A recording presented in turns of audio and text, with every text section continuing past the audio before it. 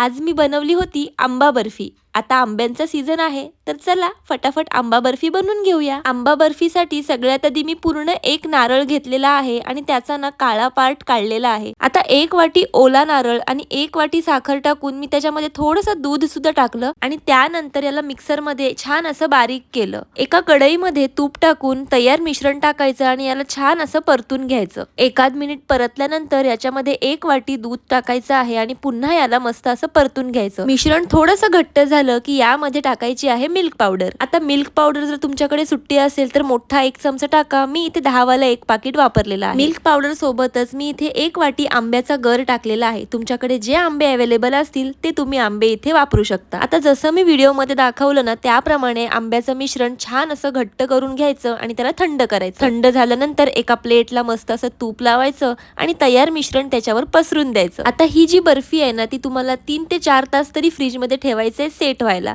मी दुपारी बनवली आणि रात्री काढली, त्याच्यामुळे मस्त अशी सेट झाली होती। आता ही तुम्ही बर्फी म्हणून सुद्धा खाऊ शकता आणि याचे लाडू बनवून सुद्धा खाऊ शकता। तुम्हाला जसं आवडेल तसं तुम्ही करा, कारण लाडू सुद्धा छान असे वळले जातात। आता बर्फी तर माझी छान अशी सेट झाली होती, पण मी काहीतरी काम करते आणि त्याच्यामध्ये गडबड होणार नाही असं तर होऊच शकत नाही। झालं असं मस्त असं स्क्वेअर मध्ये कट करायचं, तर मी डायमंड शेप मध्ये कट करायला गेले आणि सगळी गडबड झाली। व्यवस्थित काय ते कापले गेलेच नाही, म्हणून मी जेवढं मला जमलं तेवढे डायमंड शेप साईडला काढले आणि त्यानंतर लाडू वळून घेतले। शेवटी काय चवीला महत्त्व असतं आणि चव तुम्ही जेव्हा कराल ना तेव्हाच तुम्हाला समजेल। तर मंडळी, आंब्यांचा सीझन जाण्याआधी तुम्ही सुद्धा घरामध्ये ही बर्फी नक्की बनवा आणि हो, आजचा व्हिडिओ कसा वाटला ते सुद्धा सांगा।